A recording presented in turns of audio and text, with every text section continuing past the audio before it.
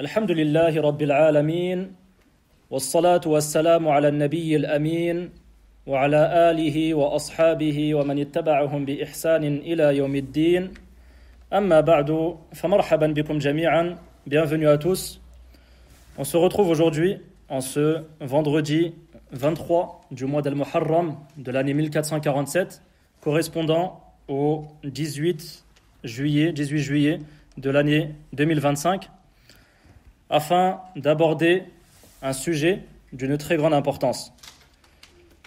Sachez qu'Allah vous préserve que le sujet du mariage est un sujet qui est très important en islam. En effet, on remarque que ce sujet a été abordé à de nombreuses reprises dans le Coran et dans la Sunna. Il y a de nombreux versets dans le Coran qui abordent le sujet du mariage. Et également, dans la Sunna du prophète sallallahu alayhi wa sallam, il y a de nombreux hadiths authentiques qui abordent le sujet du mariage.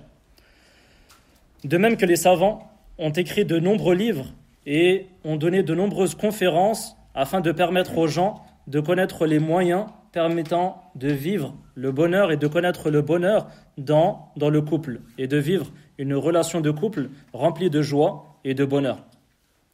Et ce qui va suivre va dans ce sens. Aujourd'hui, je vais vous donner 10 conseils bi'idhnillahi ta'ala à mettre en application dans la vie de tous les jours afin de préserver les couples et afin que les couples puissent ressentir tous les bienfaits du mariage bi'idhnillahi ta'ala.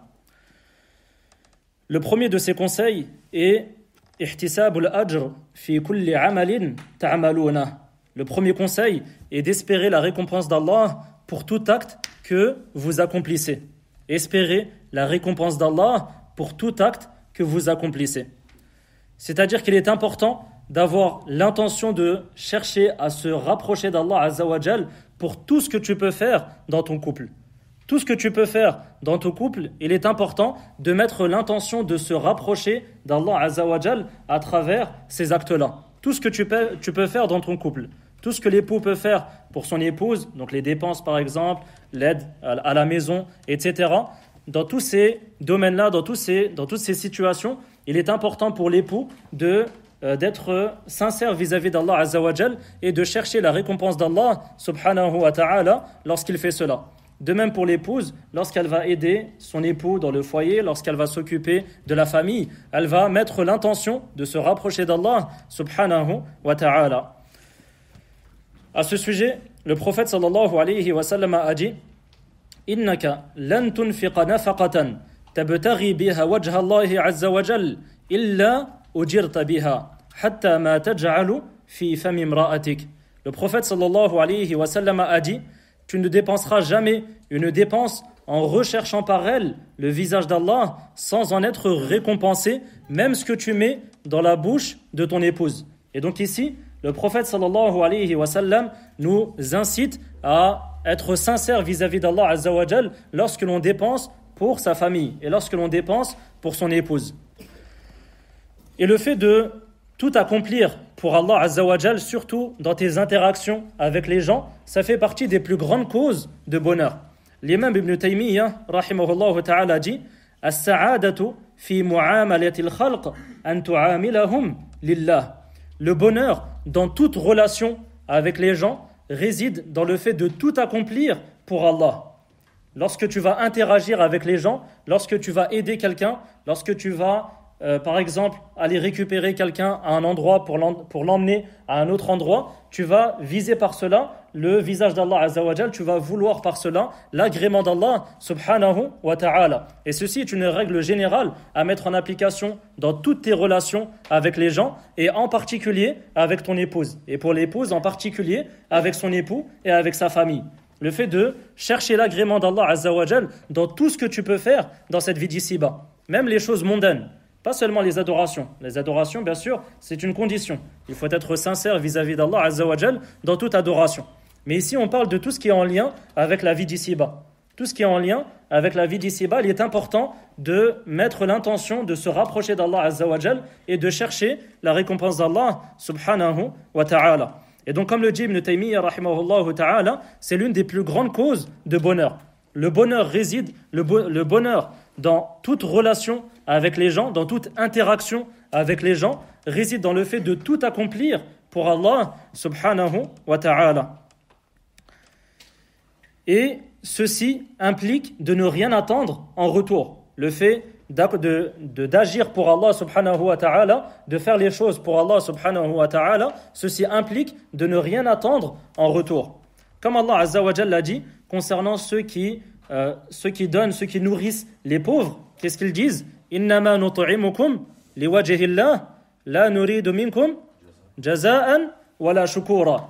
Nous vous nourrissons pour le visage d'Allah, pour la face d'Allah subhanahu wa ta'ala, et nous ne voulons par cela ni remerciement ni rétribution. Et donc le fait d'agir pour Allah azza wa jalla et de tout faire pour Allah subhanahu wa ta'ala dans la vie de couple, c'est une cause de bonheur, et également cela implique de ne rien attendre en retour. De faire les choses, lorsque tu fais les choses pour Allah azza wa jalla, lorsque tu aides ton épouse dans les tâches ménagères, comme on va le citer bi'idhnillahi ta'ala, on va citer des exemples pour chaque conseil bi'idhnillahi ta'ala.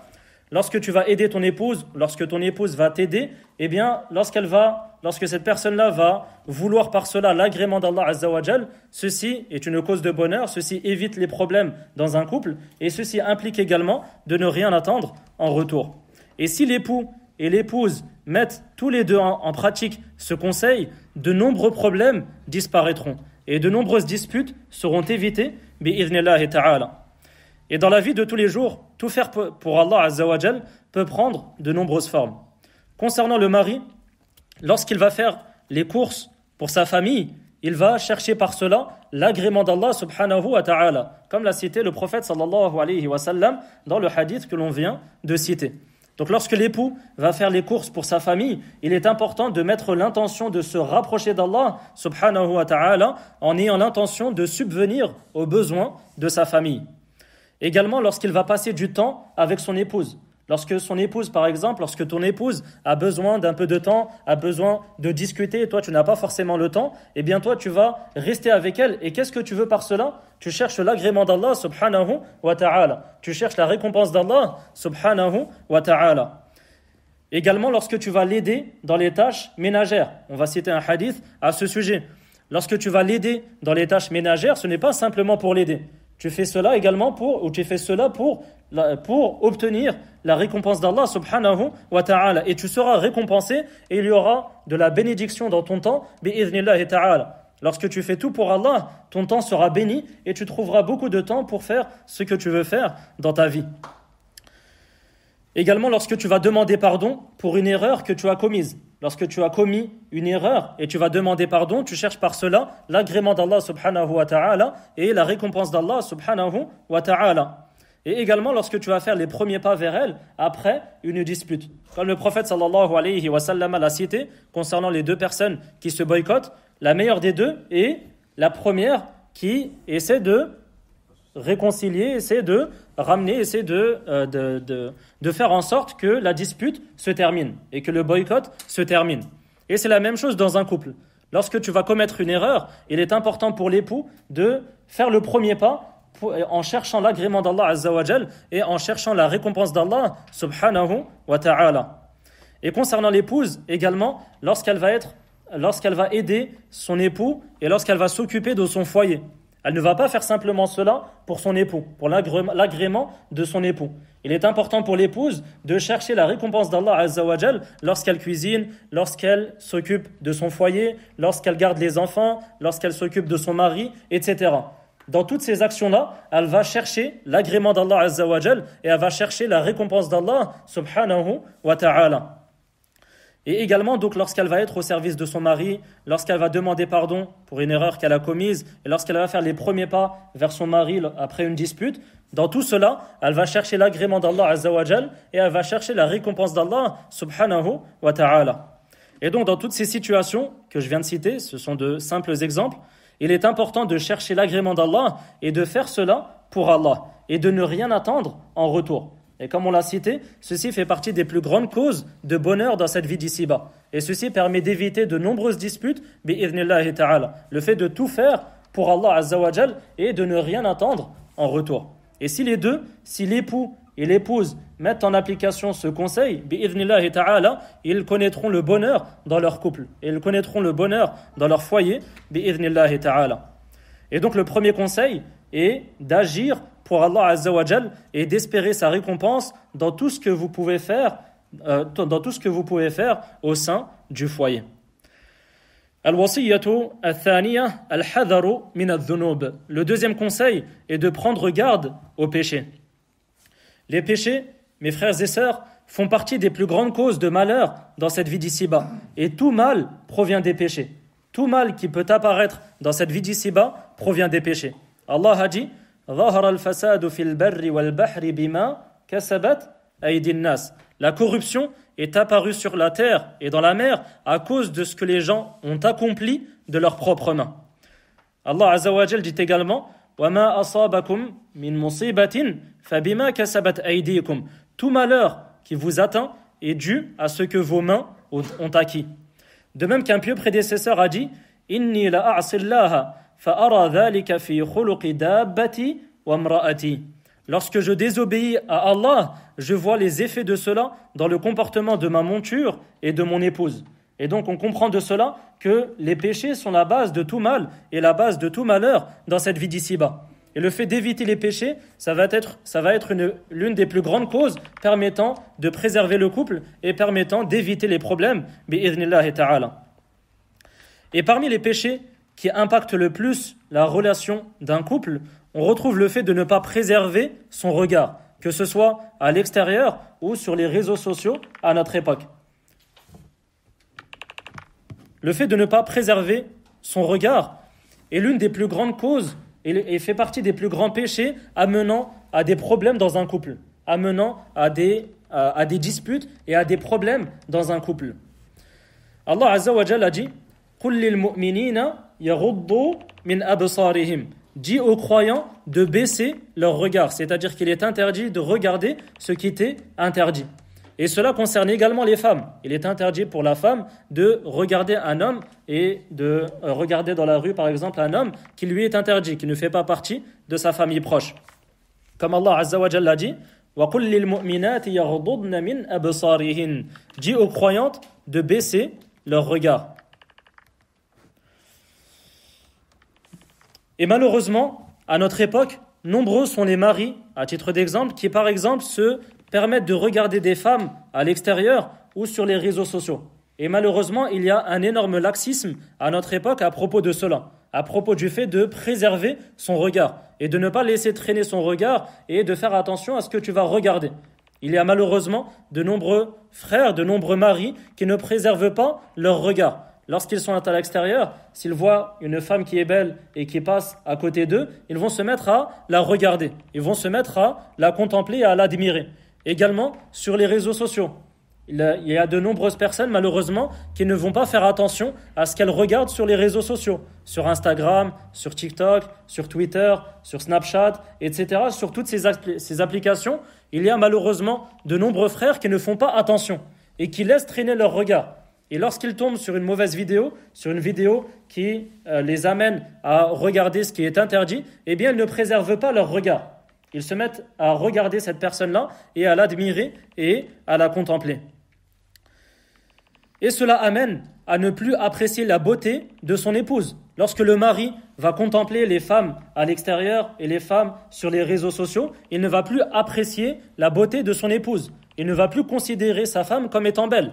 Il ne va plus la considérer comme étant une belle personne. Pourquoi ? Parce qu'il a vu d'autres femmes à l'extérieur qui sont peut-être probablement plus belles que sa femme. Et donc le fait de préserver son regard fait partie des plus grandes causes permettant de préserver le couple, bi'idhnillahi ta'ala.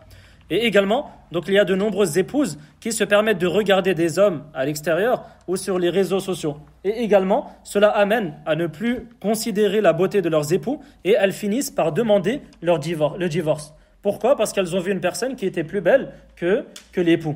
Et donc ceci fait partie des plus grandes causes de problèmes dans un époux. Le fait de ne pas faire attention aux péchés de manière générale et plus particulièrement tous les péchés qui sont en lien avec la vue.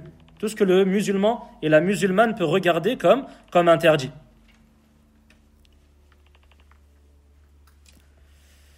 Et parmi les exemples de permettant de mettre en application ce conseil qui est d'éviter les péchés au maximum, premièrement, il y a le fait d'éviter les réseaux sociaux au maximum. Et c'est un conseil que j'ai donné hier, pour ceux qui s'en rappellent. J'ai donné comme conseil hier d'éviter les réseaux sociaux au maximum. Celui qui n'a pas besoin des réseaux sociaux, celui qui n'a pas de commerce, qui n'a pas de réel besoin à se retrouver sur Instagram, sur TikTok, sur Twitter, etc., ce qui lui est conseillé, c'est de supprimer ces applications. Pourquoi ? Parce que généralement, elles amènent au mal. Elles amènent à ce péché que je viens de citer, le fait de regarder ce qui est interdit. Et comme j'ai dit hier, ne mens pas à ta propre personne. Il y a des personnes qui vont se dire, oui, mais je fais du bien sur les réseaux sociaux. Les sœurs vont dire, par exemple, je regarde les recettes de cuisine, ça me motive pour entretenir le foyer, par exemple. Et les frères vont dire, ça me motive pour la musculation. Je suis des comptes qui me motivent pour la musculation ou pour l'étude des sciences islamiques, etc. C'est une réalité. Mais d'un autre côté, il y a également énormément de mal. Et tu le sais très bien. Tu n'as pas besoin de mentir à ta propre personne. Tu n'as pas à mentir à ta propre personne. Tu sais très bien que la plupart du temps ou dans de nombreuses situations, tu vois des choses qui sont interdites sur les réseaux sociaux. Même s'il y a du bien sur ces réseaux sociaux, la base est que celui qui n'a pas besoin, un réel besoin de se retrouver sur les réseaux sociaux, la base est que cette personne-là va totalement les supprimer. Et cela va être un gain de temps pour toi, bi'idhnillahi ta'ala, et également cela va te préserver de beaucoup de mal, bi'idhnillahi ta'ala. Également, le deuxième conseil est d'avoir le réflexe de baisser le regard à l'extérieur et de ne pas laisser traîner son regard. Lorsque tu vas être à l'extérieur, tu vas avoir le réflexe de baisser le regard. Lorsque tu vas voir quelque chose qui est interdit, donc une femme qui ne fait pas partie de ta famille par exemple, eh bien tu vas baisser directement le regard. Comme Allah Azza wa Jalla l'a mentionné dans le verset que nous avons précédemment cité. وَقُلْ لِلْمُؤْمِنِينَ يَغُضُّوا مِنْ أَبْصَارِهِمْ. Allah Azza wa Jalla nous ordonne de baisser le regard et de préserver le regard. Pourquoi ? Parce que le regard fait partie des plus grandes causes de fornication. Ça fait partie des plus grandes causes menant à la fornication, qu'Allah nous en préserve. Donc le deuxième conseil est d'avoir le réflexe de baisser le regard à l'extérieur. Et également, subhanallah, j'ai remarqué également qu'il y a des personnes qui peuvent avoir un certain laxisme à ce sujet lorsqu'elles regardent l'actualité, par exemple. Lorsqu'elles regardent les actualités. Il y a une présentatrice, par exemple, qui va présenter la météo, qui va présenter l'actualité. Il y a des frères qui regardent comme si de rien n'était. Comme si tout allait bien, il n'y avait pas de mal à regarder cela. Tu peux écouter cela si tu en as besoin, il n'y a pas de mal. Mais le fait de regarder cela, le fait de regarder cette personne qui va présenter l'actualité ou la météo, etc., la base est que cela est interdit. La base est que cela est interdit. Ceci fait partie de cette cause ou du fait de préserver son regard. Et le troisième conseil, pour mettre en application ce deuxième conseil, qui est d'éviter les péchés au maximum et surtout tout ce qui est en lien avec la vue, le troisième conseil est d'éviter au maximum les endroits dans lesquels on risque de tomber dans la tentation. Et ça, c'est un conseil que j'ai donné également durant la conférence d'hier. Donc par exemple, éviter les salles de sport à des moments où il y a énormément de monde. Malheureusement, j'ai remarqué ces dernières années qu'il y a un certain laxisme à ce sujet. Il y a de plus en plus de frères qui vont aller à la salle de sport à midi par exemple ou à 14h et qui vont se retrouver avec beaucoup de personnes dans la salle de sport. Et cela amène cette personne-là à ne pas préserver son regard, car elle risque de laisser promener son regard et elle risque de regarder des choses qui lui sont interdites. Et également d'éviter les centres commerciaux à des moments où il y a énormément de monde et de choisir des bons moments, des moments où tu sais que, bi'idhnillahi ta'ala, il n'y aura pas beaucoup de monde.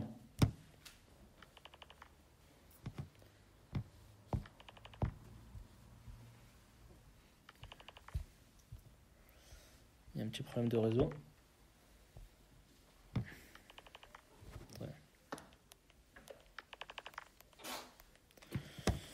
Ouais. Et donc le deuxième conseil est de faire attention aux péchés de manière générale et en particulier à tous les péchés qui sont en lien avec le regard et avec la vue. Al-wasiyyatu al-thalitha, le troisième conseil, an yakuna at-ta'amulu baynakuma mabniyan 'ala al-ihsan. Le troisième conseil est de faire en sorte que la relation soit basée sur la bienfaisance. C'est-à-dire que chacun doit essayer de donner le meilleur de soi-même et de ne pas se contenter du strict minimum. Le troisième conseil est de faire en sorte que la relation soit basée sur la bienfaisance, sur al-ihsan. Et qu'est-ce que cela implique? Cela implique de ne pas se contenter du strict minimum et de chercher à donner le meilleur de soi-même. Que l'époux va chercher à donner le meilleur de lui-même et également l'épouse va chercher à donner le meilleur d'elle-même. Allah Azza wa Jalla a dit wa ahsinu inna Allah yuhibbul muhsinin. Et faites le bien, soyez bienfaisants, car Allah aime les bienfaisants. Également, le prophète, sallallahu alayhi wa sallam, a dit la yu'minu ahadukum hatta yuhibba li akhihi ma yuhibbu li nafsihi. Aucun d'entre vous ne sera un véritable croyant tant qu'il n'aimera pas pour son frère ce qu'il aime pour lui-même. Et le fait de faire en sorte que la relation soit basée sur la bienfaisance se traduit par de nombreux exemples dans la vie de tous les jours. Parmi ces exemples, dans la manière de parler. Lorsque l'époux va parler à son épouse, il va chercher les meilleures des paroles. Il va utiliser les meilleures des expressions. Il va faire ses éloges. Il va lui dire les meilleures des paroles. Il va invoquer pour elle. Et il va chercher à lui dire les meilleures des paroles. Et surtout, il va éviter les paroles blessantes. Les paroles qui sont blessantes font partie des plus grandes causes de disputes dans un couple. Le fait de ne pas faire attention à ce que tu vas dire. Surtout les mauvaises blagues.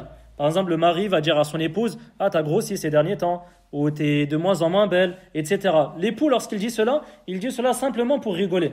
Mais l'épouse risque de mal prendre cela. Et au fil du temps, cela peut amener à des disputes. Cela peut amener à des problèmes et à des disputes dans le couple.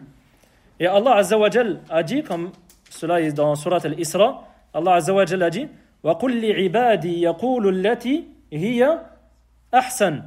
Et dit à mes serviteurs de dire la meilleure des paroles. Ici, Allah Azza wa Jal ne nous a pas simplement ordonné de dire une bonne parole.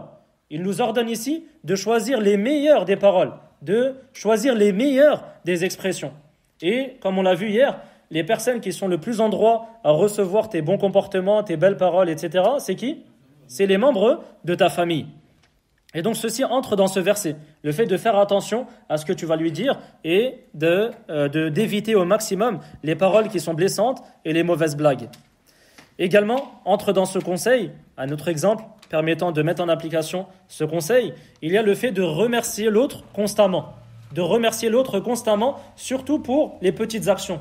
De ne pas attendre qu'une grande chose soit faite pour remercier l'autre.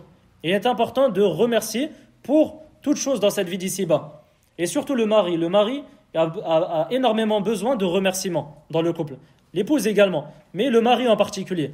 Le mari aime énormément que sa femme soit reconnaissante envers lui et le remercie énormément. Et donc ceci, bien sûr, s'applique pour les deux, pour l'époux et pour l'épouse. Le fait de remercier l'autre constamment. Donc par exemple, lorsque l'époux va sortir les poubelles, eh bien l'épouse va le remercier, va lui dire « Jazakallahu khayran », qu'Allah te récompense, par exemple. Cette petite parole fait énormément de bien pour les époux.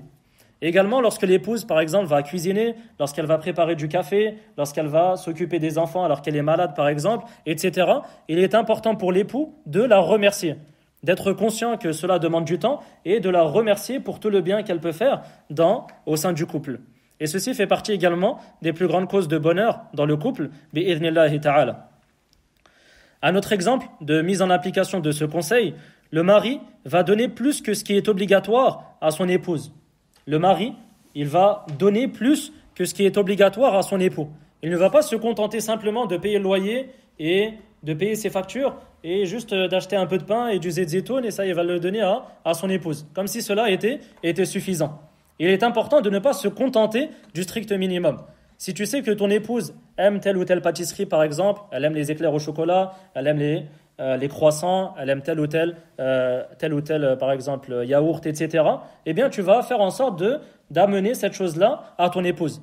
Également, l'épouse, lorsqu'elle va être au service de son mari, lorsqu'elle va servir son mari, lorsqu'elle va s'occuper de son foyer, lorsqu'elle va cuisiner des plats, elle va faire en sorte de cuisiner des plats que son mari aime.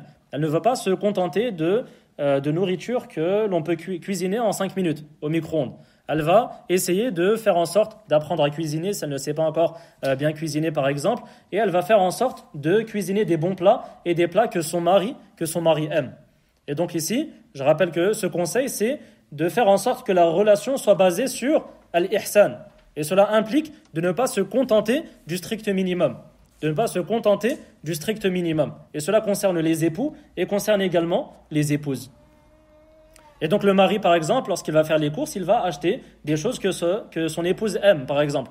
Il va lui donner un peu d'argent de poche de temps en temps. Il va l'aider financièrement, lui faire des cadeaux, etc. Alors que ceci n'est pas obligatoire. Ceci n'est pas en soi obligatoire. Mais ceci fait partie de al-ihsan. Et ceci fait partie des causes de bonheur dans un couple, bi'idhnillahi ta'ala. Et également pour l'épouse, elle ne va pas se contenter du strict minimum lorsqu'elle va interagir avec son époux et lorsqu'elle va, par exemple, être au service de son époux. Et également, donc le quatrième exemple, c'est d'aider son épouse dans les tâches ménagères. Donc ceci n'est pas forcément obligatoire pour les époux, mais ceci fait partie de la bienfaisance. Le prophète sallallahu alayhi wa sallam, qu'est-ce qu'il faisait lorsqu'il était chez lui? Comme l'a dit Aïcha radiyallahu anha, et on l'a cité également hier, qu'est-ce qu'elle a dit? Il était au service de sa famille. Qu'est-ce que cela implique? Cela implique d'aider sa famille et de faire en sorte que les tâches ménagères soient le plus simples possible.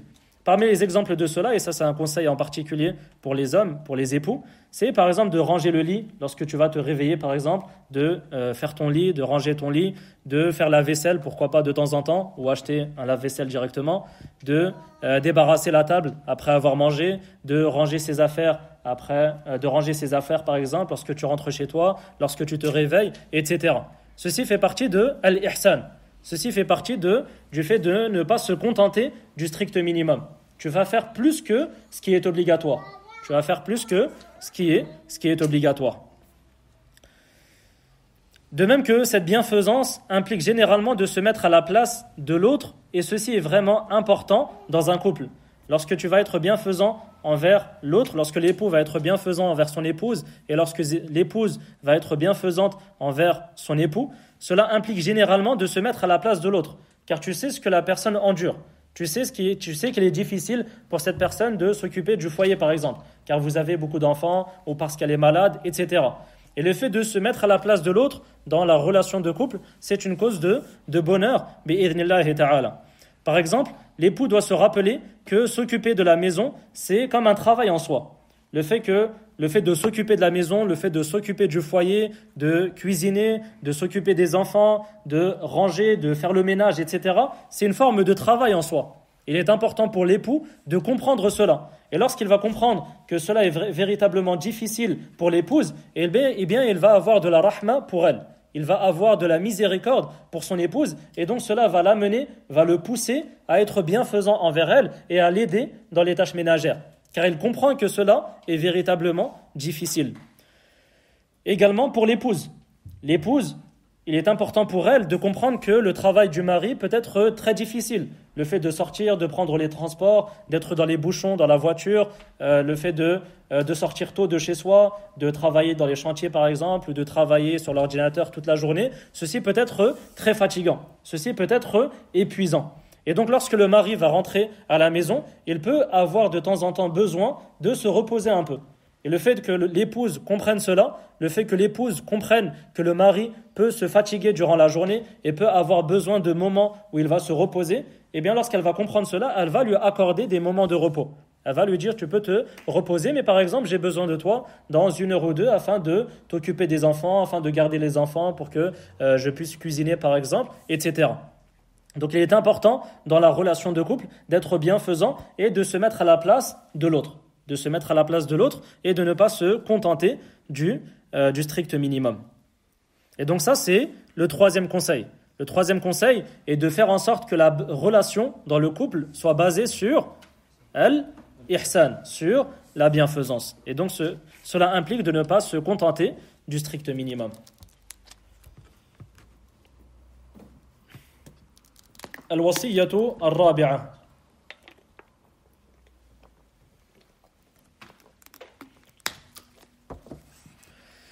Le quatrième conseil, ahyu buyutakum bil-ilm.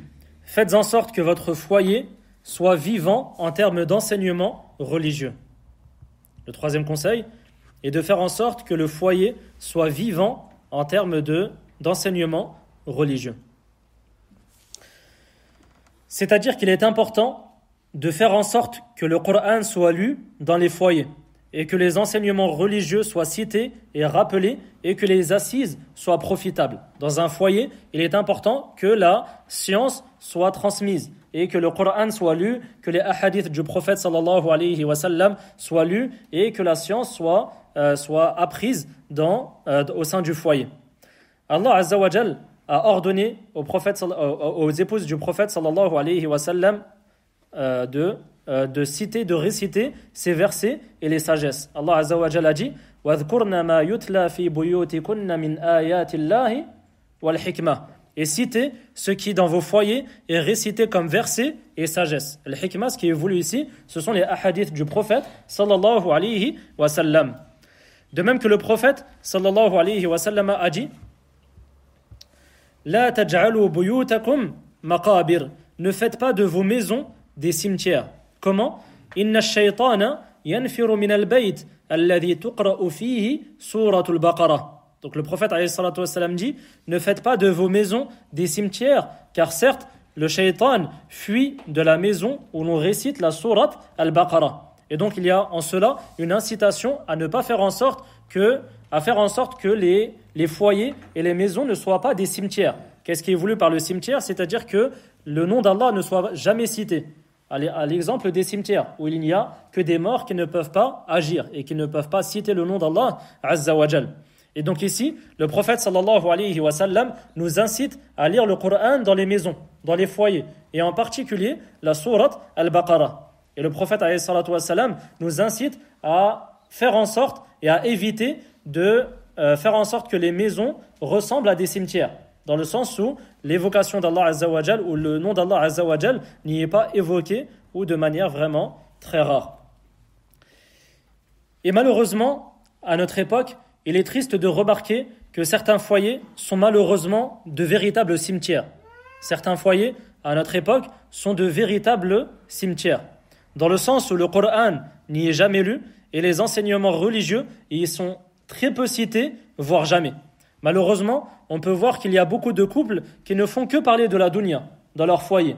Dans le foyer, ils ne vont parler que d'argent, que de problèmes, que de travail. Il faut faire cela, il faut faire cela. Et le Coran ne va jamais être lu. Le rappel ne va jamais être fait dans le foyer. Les hadiths du prophète sallallahu alayhi wa sallam ne vont jamais être cités. Le Coran ne va jamais être lu. Les cours des savants ne vont jamais être écoutés. Il n'y a pas de rappel dans la maison. Et ceci amène à ce que le foyer soit un véritable cimetière, comme le prophète alayhi salatu wa sallam l'a dit dans le hadith précédemment cité. Et ceci facilite au shaytan la venue du shaytan et le fait de chercher et de faire en sorte qu'il y ait des disputes dans un couple. Car le Coran fait fuir le shaytan, comme le prophète alayhi salatu wa sallam l'a cité, comme on vient de le citer dans le hadith. Inna shaytana yanfiru min al-bayt alladhi tuqra'u fihi suratul Baqarah. Le shaytan fuit de la maison dans laquelle la sourate al-Baqarah est récitée, est lue. Et donc le fait de ne pas parler de religion dans le foyer, ceci amène au mal. Ceci facilite au shaytan le travail de séparation entre l'époux et l'épouse. Il faut savoir que, comme ceci a été rapporté de manière authentique, il me semble par l'imam Muslim, rahimahullah ta'ala, que l'œuvre la plus aimée auprès du shaytan, c'est de faire en sorte que les époux et les épouses soient séparés. L'œuvre la plus aimée pour le shaytan, c'est de faire en sorte qu'il y ait une séparation entre les époux et les épouses, entre les personnes qui s'aiment en Allah. Et donc, parmi les causes, parmi les moyens permettant d'éviter cela, c'est de faire en sorte que le foyer soit vivant en termes d'enseignement religieux, de faire en sorte que le Coran soit lu et que la science soit citée dans les foyers. Et parmi les exemples que je peux donner ici afin de mettre en application ce conseil, il y a le fait d'accorder un temps à la lecture du Coran à la maison, de ne pas se contenter de lire le Coran dans les mosquées, de faire en sorte que le Coran également soit lu dans les foyers. Également les prières surérogatoires. Malheureusement, il y a beaucoup de personnes qui ne prient les prières surérogatoires qu'à la maison, dans les mosquées. Juste après la prière obligatoire par exemple, avant la prière obligatoire ou après, donc les rawatib, il y a des personnes qui ne vont faire les prières surérogatoires qu'à la mosquée. Elles ne vont jamais faire de prières surérogatoires à la maison. Et ceci est une erreur. en soi, il n'y a pas de mal. Il n'y a pas de mal à prier à la mosquée, mais le mieux de base, comme ceci est venu dans le hadith, le mieux est de prier à la maison. De faire en sorte que tu vas prier, que tu pries les prières surérogatoires à la maison. Ceci va te permettre d'être plus sincère vis-à-vis d'Allah Azza wa Jal, et ceci va permettre de ne pas faire en sorte que le foyer soit un véritable cimetière. Également, parmi les conseils, parmi les exemples que je peux donner pour mettre en application ce conseil, il y a le fait de déterminer un moment où vous allez écouter ensemble des cours et des rappels de temps en temps. Donc il est important dans le foyer de déterminer des temps dans lesquels vous allez lire des livres ensemble, par exemple. Donc avec toute la famille, donc par exemple les frères qui sont mariés et qui ont des enfants, ils vont rassembler toute la famille et ils vont lire un livre ensemble.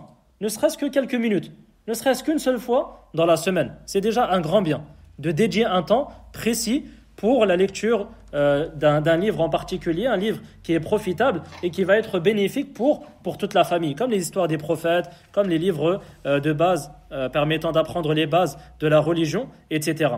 Ou par exemple d'écouter des cours ensemble. Donc lorsque tu sais qu'il y a un cours dans une mosquée par exemple, tu vas essayer d'emmener avec toi ton épouse, afin qu'elle puisse profiter également de ce cours. Également lorsque tu vas assister à la khutbah par exemple, lorsque tu vas assister au sermon du vendredi, si ton épouse n'a pas pu assister au sermon du vendredi, il est bien de lui faire profiter de ce sermon. De lui dire aujourd'hui, l'imam, il nous a conseillé de faire telle ou telle chose, il a rappelé que telle ou telle chose était interdite, etc. Ceci fait partie des causes de bonheur, bi'idhnillahi ta'ala. Le fait de rappeler cela dans les foyers. Et donc de dédier un temps précis pour écouter des cours, pour lire des livres ensemble, etc. Et également, parmi les exemples de cela, permettant de mettre en application ce conseil, il y a le fait de transmettre à l'autre ce que chacun connaît de la religion. De ne pas être avare et de faire en sorte que tu transmettes à ton épouse tout ce que tu connais de la religion et que ton épouse te transmette tout ce qu'elle connaît de la religion. Si tu as appris un hadith, tu as participé à un cours qui était profitable, eh bien tu vas lui transmettre les enseignements bénéfiques que tu as pu mémoriser, que tu as pu noter durant ce cours. Et également pour l'épouse, si elle a écouté un rappel, si elle a écouté un cours par exemple, eh bien elle va transmettre ce qu'elle a pu apprendre à son époux. Et donc le quatrième conseil, c'est de faire en sorte que les foyers soient vivants en termes d'enseignement religieux. De dédier un temps pour la lecture du Coran, pour l'apprentissage de la religion, pour faire des rappels, pour participer à des cours, etc. Al-wasiyyatu al-khamisah adhiru al-mahabbata baynakuma. Le sixième conseil est de montrer... Le cinquième conseil, non, j'ai écrit 5 en arabe, mais en français j'ai écrit 6. Ahsantum. Ça va vous suivre alors. Le cinquième conseil, adhiru al-mahabbata baynakuma. Montrez votre amour. Montrez l'amour que vous pouvez avoir l'un pour l'autre.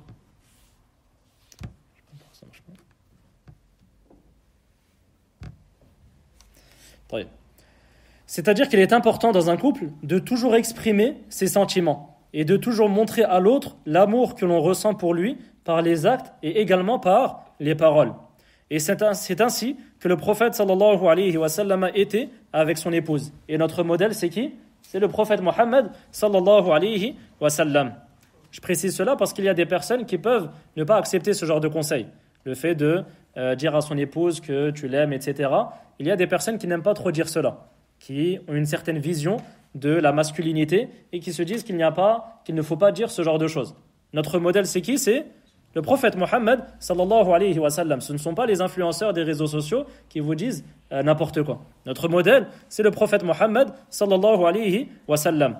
Et le prophète alayhi salatu wa sallam n'hésitait pas à montrer son amour à travers les actes et également à travers les paroles à ses épouses. Lorsque le prophète sallallahu alayhi wa sallam a été questionné, Ayyun nasi ahabbu ilayk, quelle est la personne qui aimes-tu le plus ? Qu'est-ce qu'il répondit ? Il dit Aïcha. Il a dit que la personne que j'aime le plus est mon épouse Aïcha radiyallahu anha.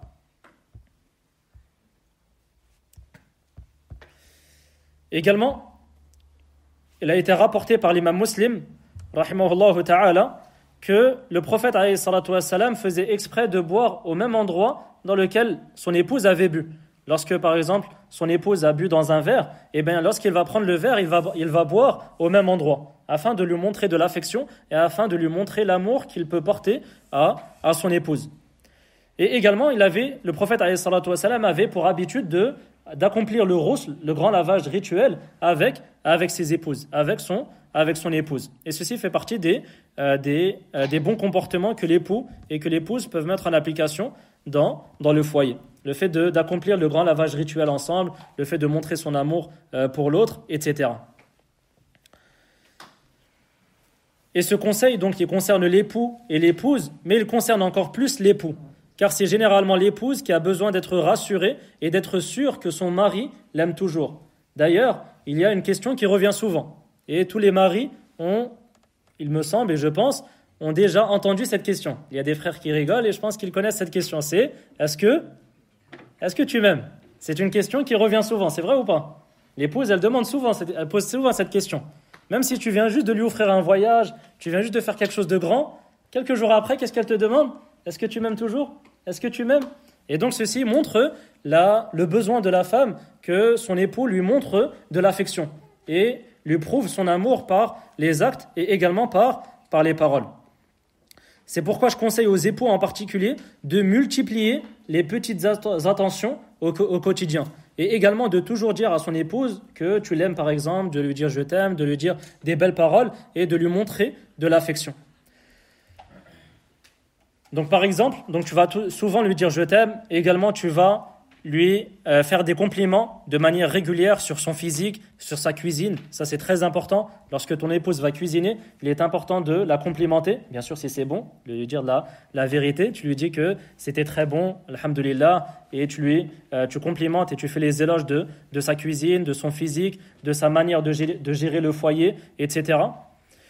Également, cela passe par le fait de passer du bon temps avec elle, de dédier des moments à son épouse, de passer du bon temps avec elle. Ce sont des signes d'amour et d'affection pour l'épouse, d'essayer de la faire rire, de passer du bon temps avec elle et de lui acheter des choses qu'elle aime.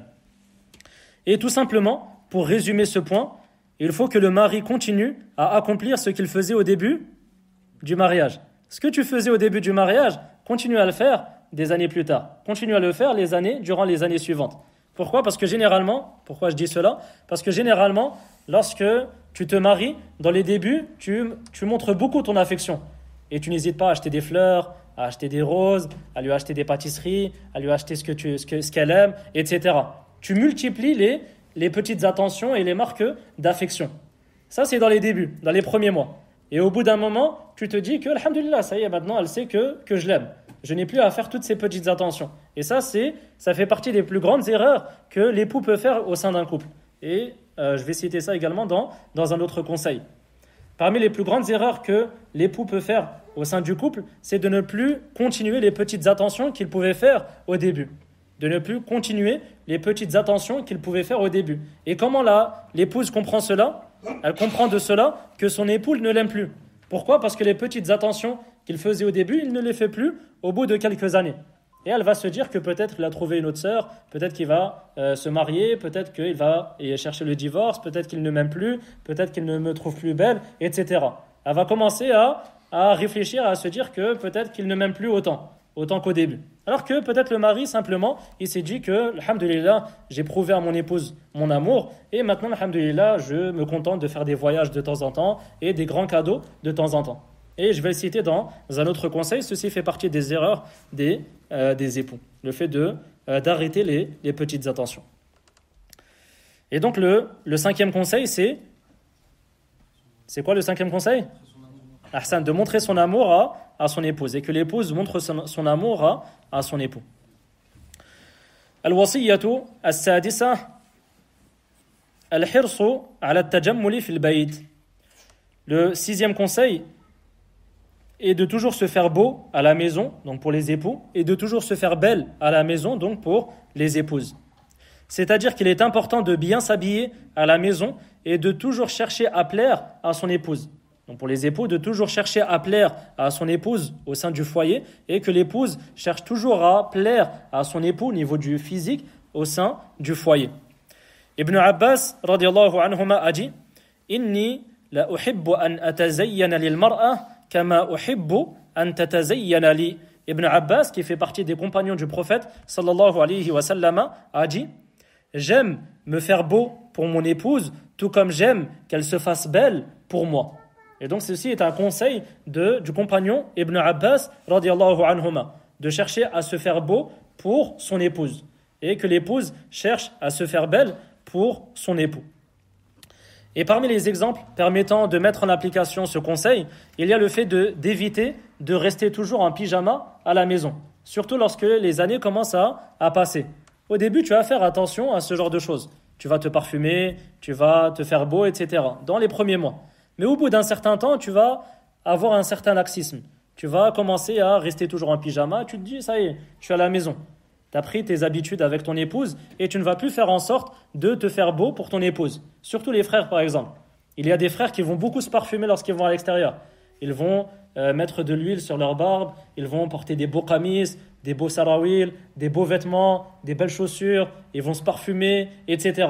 Mais lorsqu'il est à la maison, il ne fait plus cela. Il ne met pas en application cela. Et ceci est une erreur.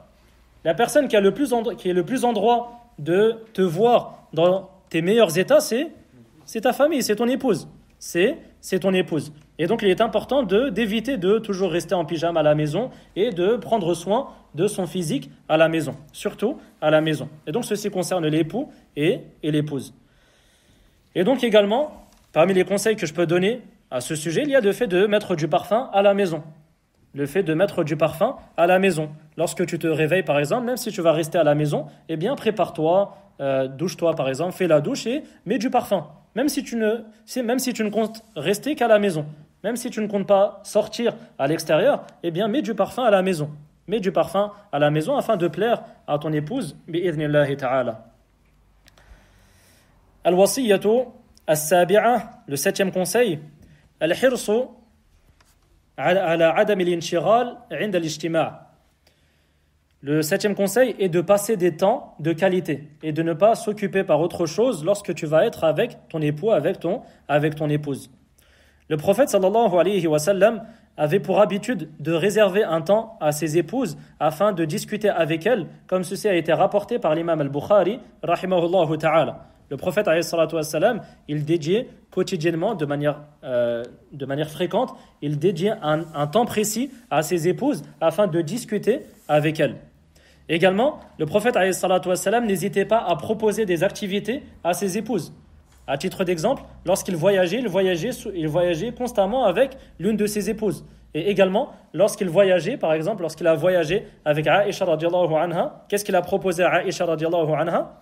De faire la course. Et ceci fait partie des activités que le mari peut mettre en place au sein d'un couple afin que tout se passe bien dans un couple, afin de passer des temps de qualité avec son épouse. Et c'est ainsi que le prophète sallallahu alayhi wa sallam se comportait. Et donc pour revenir à ce conseil, ce qui est voulu est de rappeler l'importance de proposer des activités et également d'être présent mentalement et pas seulement physiquement lorsque vous passez du temps ensemble. Et ça, c'est également un conseil pour les maris en particulier, car c'est une erreur qu'ils commettent souvent. Il y a beaucoup de maris, par exemple, qui ne sont pas très intéressés par les discussions de leurs épouses. Elles vont parler de sujets qui ne sont pas très importants pour lui. Et bien, qu'est-ce qu'il va faire? Il va avoir le réflexe de prendre son téléphone et de parler avec son épouse et de répondre en même temps à des messages, ou à regarder l'actualité, ou à regarder son téléphone. Et ceci est une erreur. Il est important d'être présent physiquement avec ton épouse et également mentalement. De ne pas être présent simplement physiquement. D'être présent également mentalement avec ton épouse. Et parmi les conseils que je donne, c'est d'éviter au maximum le portable lorsque tu parles avec ton épouse ou lorsque tu proposes à ton épouse une activité. Lorsque vous faites une activité ensemble, il est important d'éviter le portable au maximum et de ne pas utiliser le portable durant les discussions. Également, lorsque tu vas organiser des activités, il est important d'organiser des activités qui te plaisent également et de ne pas chercher simplement à plaire à ton épouse. Il y a des maris qui vont faire l'erreur de proposer des activités qui ne leur plaisent pas à eux. Ça plaît à leurs épouses, mais ça ne lui plaît pas à lui. Et qu'est-ce qui arrive au final? Eh bien, l'époux n'est plus là avec son épouse. Il sera là physiquement avec son épouse, mais il n'est pas intéressé par cette activité. Et donc, au bout d'un moment, il va s'occuper par son téléphone, ou bien il va aller voir ailleurs, où il ne sera pas à fond dans sa relation avec sa famille et avec son épouse. Et donc, il y a des frères, il y a des maris qui vont organiser des activités, et tu as plus l'impression qu'il fait cela parce qu'il se sent obligé, plutôt que par envie réelle. Il est important de ne pas faire ressentir à son épouse que tu la fais sortir que pour la faire sortir, que tu fais des activités simplement parce que tu te sens obligé. Tu te sens obligé d'accorder un peu de temps à ton épouse, donc tu dis allez vas-y, qu'est-ce qu'on fait aujourd'hui? Qu'est-ce que tu veux faire aujourd'hui? Ah, tu veux faire ça? Allez viens, on va le faire, c'est pas grave. Et donc tu lui fais ressentir que tu n'as pas réellement envie de profiter de ce moment-là. Tu n'as pas réellement envie de faire cette activité avec elle. Et ceci est une erreur. Pourquoi? Parce que l'épouse, qu'est-ce qu'elle va dire au bout d'un moment? Peut-être qu'elle va accepter. Mais elle va voir que au bout d'un moment, tu ne seras pas réellement avec elle. Et donc, qu'est-ce qu'elle va dire? Elle va dire, on ne fait jamais rien avec toi. On ne fait rien ensemble. Alors que vous faites des choses. Mais ce qu'elle veut dire par cela, c'est que lorsque vous faites des choses ensemble, tu n'es pas réellement avec elle. Physiquement, tu es avec elle, mais réellement, tu n'es pas avec elle. Et tu ne profites pas de ce temps-là au maximum. Et tu ne lui accordes pas des temps de qualité. Et donc ceci amène à des disputes et au fil du temps, ces petites erreurs peuvent être des causes de séparation. Et donc il est important ici de rappeler que les causes de séparation peuvent venir de ces petites erreurs. Ce n'est pas forcément de grandes erreurs. Il y a des couples où tout se passe bien. Le mari, par exemple, il est riche, alhamdoulilah, il a un grand appartement, et même une maison, par exemple, avec une piscine, avec un jardin, il a une belle voiture, son épouse est belle, elle s'occupe du foyer, etc. Mais subhanallah, tu entends qu'au bout de quelques années, ce couple-là a divorcé. Pourquoi? À cause de ce genre d'erreurs. À cause de ce genre de petites erreurs qui finissent par s'accumuler et qui finissent par des divorces et des séparations. Et donc le combienième conseil? Le 7e conseil est de passer des temps de qualité et d'être à 100% avec l'autre. Que l'époux fasse en sorte qu'il soit à 100% avec son épouse lorsqu'il organise des activités avec elle et que l'épouse également soit à 100% avec son époux lorsqu'elle organise ou lorsqu'il y a des activités qui sont organisées. Al-wasiyyatu al-thamina adamu l'iltifat ila al-akhta'i ad-dunyawiyya. Le 8e conseil, ne pas donner d'importance aux erreurs mondaines.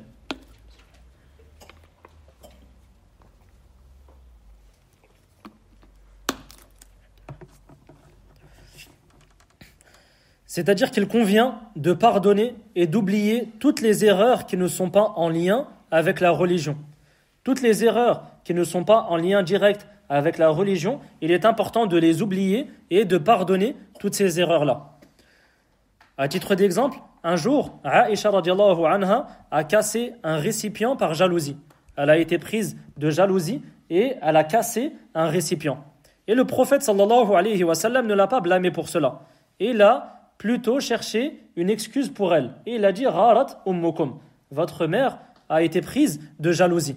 Et donc il n'a pas pris en considération cette erreur qui est mondaine. Le fait de casser un récipient. Le prophète sallallahu alayhi wa sallam ne l'a pas blâmé pour cela et il l'a pardonné, il a même cherché une excuse à son épouse. Et ceci donc fait partie des conseils que je donne à tout époux et à toute épouse, de ne pas donner d'importance aux erreurs mondaines. Parmi les erreurs par exemple, les erreurs mondaines, le fait de casser un récipient. Si ton épouse par exemple a cassé des verres sans faire exprès, elle a cassé le four, elle a cassé le thermomix que tu viens d'acheter, ne t'énerve pas pour cela. Elle n'a pas forcément fait cela exprès. Elle n'a pas fait cela de manière volontaire. Et donc, il est important de ne pas la blâmer pour cela et de chercher des excuses, de lui chercher des excuses. Et ceci fait également partie des plus grandes causes de bonheur dans cette vie d'ici-bas. Pourquoi? Parce que tu agis avec elle pour Allah Azza wa Jal. Et tu aimerais que l'on te pardonne dans ce genre de situation. Si toi-même, tu as cassé quelque chose sans faire exprès, tu aimerais être pardonné. Eh bien, agis de la sorte avec ton épouse. Lorsque ton épouse casse quelque chose, par exemple, sans faire exprès à la maison, il est important de ne pas la blâmer et de lui pardonner. Et de ne pas donner d'importance à cette erreur qui ne fait pas partie de la religion. Ce n'est pas comme si elle avait fait une grave erreur en lien avec la religion. Les erreurs qui sont mondaines, il est important de les oublier et de pardonner. Également, par exemple, si l'époux a oublié un rendez-vous. Si l'époux a oublié un rendez-vous, ce qui peut arriver, et ce qui arrive peut-être même souvent auprès de certaines personnes. Il est important pour l'épouse de ne pas accorder beaucoup d'importance à cette erreur. Cela peut arriver. Peut-être qu'il a oublié, peut-être qu'il n'a pas fait exprès, peut-être qu'il était occupé ces derniers temps, il avait des problèmes, etc. Et donc il a oublié ce rendez-vous chez le médecin, ou il a oublié de revenir à telle heure à la maison pour s'occuper des enfants, etc. Il est important pour l'épouse également de pardonner à son époux, et de ne pas le blâmer pour les erreurs qui sont en lien avec la vie d'ici-bas. Et donc le 8e conseil est de ne pas donner d'importance aux erreurs mondaines. Al-wasiyyatu at-tasi'a, le 9e conseil, et c'est un conseil qui est très important. Kama annakum mukhtalifuna fil khalq, fatadhakkaru annakum mukhtalifuna fil khuluq. Rappelez-vous que vous êtes différents. Tout comme vous êtes différents au niveau de la création, également vous êtes différents au niveau des réactions, au niveau des comportements, au niveau des comportements que chacun peut adopter dans la vie de tous les jours. C'est-à-dire que l'époux et l'épouse sont différents dans tous les domaines de la vie. Dans tous les domaines de la vie, l'époux et l'épouse sont différents. Et il est très important de comprendre cela et de toujours se le rappeler. Chacun a sa manière de réfléchir, de penser, de réagir et de montrer ses sentiments. Le fait de comprendre cela, c'est une clé qui va te permettre d'éviter énormément de problèmes dans le couple, bi'idhnillahi ta'ala. Le fait de comprendre, le fait que l'époux comprenne que son épouse est différente de lui, ne réfléchit pas de la même manière que lui, ne pense pas de la même manière que lui, ne réagit pas de la même manière que lui, et ne réfléchit pas de la même manière et n'a pas les mêmes sentiments que lui. Et également l'épouse, il est important pour elle de se rappeler que l'époux ne réfléchit pas comme elle et ne pense pas comme elle et n'agit pas de la même manière. Parmi les exemples de cela, le mari généralement veut prouver son amour avec quelque chose de grand, quelque chose qui est à la hauteur de ce qu'il ressent, tandis que la femme cherche plus une attention quotidienne.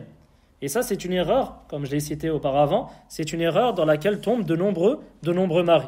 Au bout d'un certain temps, il va se dire que, alhamdoulilah, mon épouse, elle sait que je l'aime maintenant. Et donc, il va arrêter les petites attentions. Les petites attentions qu'il pouvait faire au début du mariage, il va les arrêter. Pourquoi ? Parce que pour lui, pour montrer son amour, il faut quelque chose de grand. Il faut un voyage, il faut une umrah, il faut un cadeau qui vaut 1000 euros, qui vaut 500 euros. Il faut aller loin, il faut voyager. C'est comme ça qu'il montre son amour à son épouse au bout d'un certain temps. Et l'épouse, quelle est sa manière de montrer son amour ? Ce sont les petites attentions. Et qu'est-ce qu'elle attend de son mari ? Bien sûr, les grandes attentions, ce sont des bonnes choses. Mais qu'est-ce qu'elle attend en priorité de son mari ? Ce sont les petites attentions. Et c'est le fait de ne pas arrêter les petites attentions. Et ceci amène à des problèmes. Parce que l'époux, il va attendre de faire quelque chose de grand pour montrer son amour à son épouse. Et l'épouse, qu'est-ce qu'elle va comprendre de cela ? Que son époux ne l'aime plus. Pourquoi ? Parce qu'il ne fait plus de petites attentions. Et ceci amène des problèmes dans le couple. Le mari va se dire, mais moi j'ai fait telle ou telle chose, on est sorti la semaine dernière, je t'ai payé un cadeau, on a voyagé ensemble, on a fait la umrah ensemble, et maintenant tu me dis que est-ce que tu m'aimes et tu me dis que je ne t'aime plus autant, etc. Et ceci cause énormément de problèmes dans le couple. Pourquoi ? Parce qu'on n'a pas la même manière de montrer son amour à l'autre. Le mari, il va montrer son amour à son épouse par de grandes attentions. Et l'épouse, qu'est-ce qu'elle attend ? Elle attend particulièrement des petites attentions. Et donc il est important de comprendre cela. Il est important pour les maris de continuer les petites attentions et de ne pas se contenter des grandes attentions pour montrer leur amour.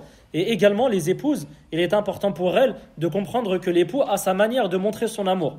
Et que ce n'est pas forcément en achetant un éclair au chocolat qu'il va montrer son amour. Ce n'est pas par cette manière-là, pour lui c'est quelque chose qui ne vaut rien. Ce n'est pas de cette manière-là qu'il montre réellement son amour à son épouse. Mais son épouse ne comprend pas cela de cette manière-là. Et donc il est important pour les époux et les épouses de comprendre ce point-là, que nous n'avons pas la même manière de montrer notre amour. Également, lorsque l'époux va être confronté à un problème qui n'est pas en lien avec le couple, généralement les époux ne veulent pas en parler avec leurs épouses. Et les époux vont s'isoler afin de régler ce problème. Mais lorsque l'époux s'isole pour régler ses problèmes, comment l'épouse comprend cela? Il comprend qu'il ne l'aime plus.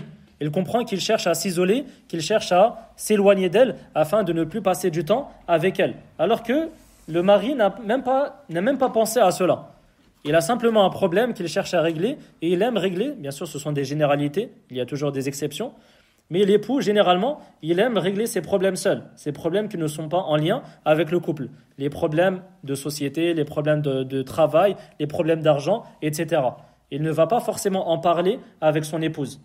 Mais son épouse, lorsqu'elle va le voir s'isoler pour régler ces problèmes-là, comment elle va comprendre cela? Elle va comprendre de cela qu'il ne l'aime plus et qu'il cherche à s'éloigner d'elle. Et donc il est important pour l'épouse également de comprendre que l'époux peut avoir des besoins de s'isoler et que cela n'est pas forcément en lien avec le couple. Et cela ne veut pas forcément dire que le mari ne l'aime plus. Également, l'époux, généralement, il dit clairement ce dont il a besoin. L'époux, généralement, lorsqu'il veut quelque chose de son épouse, il lui dit clairement. Contrairement à l'épouse. L'épouse, pour elle, une preuve que son époux l'aime, c'est qu'il comprenne de lui-même qu'elle a besoin de telle ou telle chose. Elle ne va pas le dire directement. Elle va dire des paroles générales, elle va dire j'aimerais bien, ou il y a une sœur qui a reçu telle ou telle chose. Elle va faire comprendre à son mari qu'elle a besoin de telle ou telle chose. Mais elle ne va pas le demander directement à son mari. Mais son mari, il veut qu'elle lui demande directement. Il lui dit s'il a la capacité ou pas. Et cela entraîne des problèmes dans le couple. Cela entraîne des problèmes dans le couple. Et il est important pour l'épouse, lorsqu'elle veut quelque chose, de le demander directement à son mari. Et de ne pas passer par des paroles qui sont ambiguës et qui ne peuvent pas être directement comprises par l'époux. Et l'époux, généralement, il va directement demander à son épouse ce qu'elle veut. Et donc, il est important, surtout pour les épouses, de comprendre cela. De comprendre le fait que l'époux aime qu'on lui demande directement les choses, qu'on lui dise directement les choses. Et il est important également pour les époux d'être, comme on dit en arabe, d'être khfif. D'être khfif, c'est-à-dire de faire les choses de soi-même. Par exemple, si tu vois que la poubelle est pleine, eh bien jette-la directement. L'épouse, généralement, elle va se dire, mon époux, il va voir que la poubelle est pleine et il va la jeter de lui-même. Mais l'époux, qu'est-ce qu'il va se dire? Il va se dire, on ne sait jamais. Peut-être qu'il y a encore un peu de place, mon épouse, elle l'a mis de côté, elle l'a laissé à la cuisine pour peut-être rajouter encore quelques déchets. Et donc, il va y avoir des incompréhensions au sein du couple. Et l'époux va mal comprendre cela, et l'épouse va mal comprendre cela. Et donc, il est important pour l'époux également de comprendre directement son épouse, de chercher à comprendre son épouse et de faire les choses de lui-même. Lorsque tu vois que la poubelle est pleine, eh bien prends-la et va la jeter. Lorsque tu vois que ton épouse est fatiguée et qu'elle a besoin de commander à manger par exemple, elle n'a pas la capacité de cuisiner, eh bien propose cela directement. Propose cela directement à ton épouse. Dis-lui directement, je vois que peut-être aujourd'hui, tu as l'air d'être malade. Bien sûr, il faut qu'elle soit réellement malade. Parce que si tu lui dis qu'elle est malade alors qu'elle n'est pas malade, ça fait de grandes disputes dans le couple. Si tu lui dis qu'elle est fatiguée, tu as l'air fatiguée alors qu'elle n'est pas fatiguée, ça c'est un grand problème. Donc il faut bien comprendre cela. Si tu vois que ta femme elle a de la fièvre, elle est malade, propose-lui directement de t'occuper du foyer, de sortir les enfants, de ramener à manger, d'acheter à manger à l'extérieur, etc. Donc il est important pour l'époux de chercher à comprendre son épouse et de faire les choses de lui-même et de ressentir les besoins de son épouse. Et également, il est important pour l'épouse de demander directement à son mari, car le mari ne va pas forcément comprendre directement ce qu'elle désire. Également, lors des disputes, les époux, généralement, ils vont être précis dans le fait de dire les problèmes. Ils vont dire il y a tel et tel problème. Généralement, ça va être très logique. Ils vont dire il y a premier problème, c'est ça et ça et ça. Le deuxième, c'est ça. Il est moins important que le premier, mais il est tout aussi important. Le troisième, c'est ça. Le quatrième, c'est ça. Il va directement au vif du sujet. Et certaines épouses peuvent faire l'erreur d'exagérer, de faire des exagérations lorsqu'elles vont exprimer ce qu'elles ressentent et lorsqu'elles vont parler de leurs problèmes. Qu'est-ce qu'elles vont dire, par exemple? On ne fait jamais rien ensemble. Elles vont utiliser le mot jamais. Qu'est-ce que l'époux va comprendre de cela? Il va la prendre au premier sens, au sens littéral. On ne fait jamais rien, mais hier on a fait quoi? On est sortis ensemble. La semaine dernière, j'ai fait quoi? On est parti au restaurant. La semaine d'avant, j'ai quand même nettoyé, j'ai quand même lavé un verre. il y a 2 semaines, j'ai sorti les enfants, etc. Il va chercher à se justifier. Et ceci fait partie des erreurs qui peuvent être commises au sein d'un couple. Donc l'épouse, elle va avoir tendance, certaines épouses vont avoir tendance à exagérer dans leurs propos, et l'époux, il va mal comprendre les propos de son épouse. Il va prendre cette parole-là au premier sens, et il va chercher à se justifier. Et au final, l'épouse, qu'est-ce qu'elle va dire ? Elle va dire que je ne me sens pas comprise par mon époux. Il ne comprend pas ce que je ressens. Pourquoi ? Parce que l'épouse, généralement, lorsqu'elle va exprimer ses sentiments, elle va peut-être exagérer, mais simplement pour montrer ce qu'elle ressent. Lorsqu'elle va dire jamais, ça ne veut pas dire que hier tu n'as rien fait. Ça ne veut pas dire que la semaine dernière tu n'as rien fait. Elle veut simplement te dire que ce qu'elle ressent, c'est comme si on ne faisait rien. Pourquoi ? Parce que tu es souvent sur ton portable lorsque l'on va au restaurant par exemple, tu es souvent sur ton portable lorsque l'on est ensemble, il n'y a pas de bonne discussion, etc. C'est ce qu'elle veut dire lorsqu'elle utilise ce genre de propos. Donc le conseil ici, c'est pour les épouses d'être précis lorsqu'elles expriment ce qu'elles ressentent, et également pour les époux de comprendre cela, de comprendre que l'épouse, elle peut exagérer dans les propos, dans les mots qu'elle peut utiliser, mais c'est simplement pour exprimer ce qu'elle ressent. Et elle ne cherche pas de l'époux à ce qu'il se justifie. Ce qu'elle recherche de son époux, c'est qu'il la comprenne.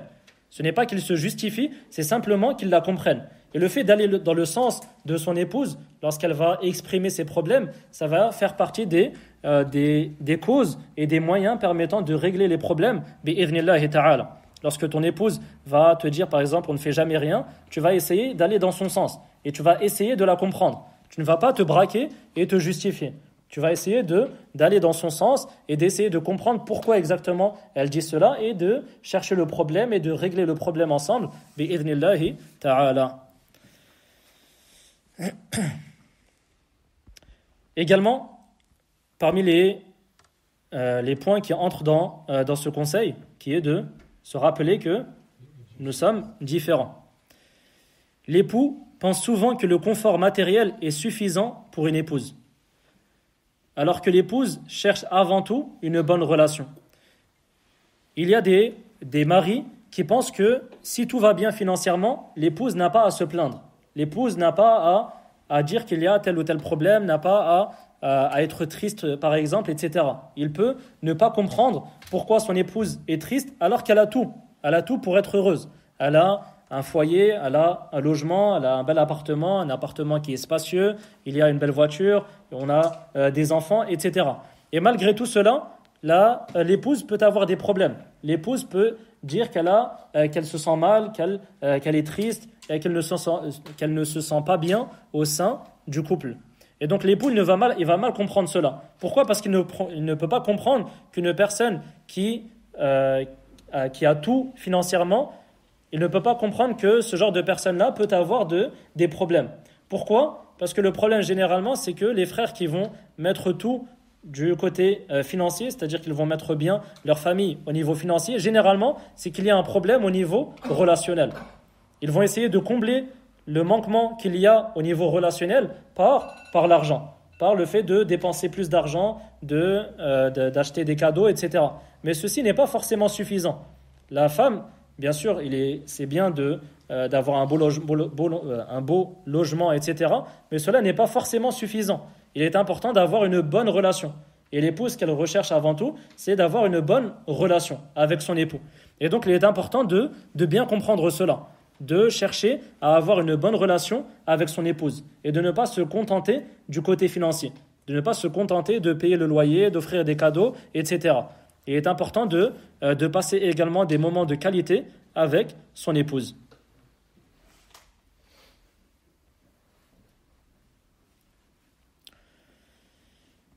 Également, dans certaines situations, on peut commettre l'erreur de donner ce que l'on aimerait recevoir alors que les besoins sont différents.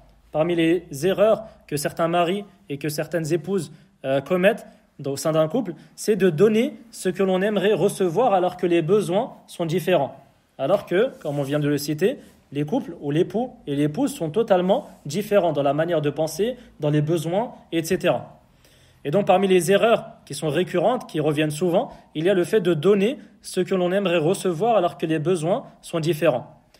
Par exemple, le mari, généralement, il a besoin de confiance dans certaines situations. Et l'épouse, lorsqu'elle va poser beaucoup de questions à son mari dans certaines situations, elle va prendre cela comme un manque de confiance. Par exemple, lorsque l'épouse va aller chez sa famille, par exemple, elle va commencer à dire à son mari, donc fais attention les enfants, ils se lèvent à telle ou telle heure, il faut leur donner telle ou telle chose, il faut faire telle ou telle chose, etc. Elle va lui donner énormément de conseils. Comment le mari va prendre cela? Il va prendre cela comme un manque de confiance, comme s'il n'avait pas la capacité de gérer le foyer en son absence. Il va mal comprendre cela. Mais l'épouse, elle aime ce genre de choses.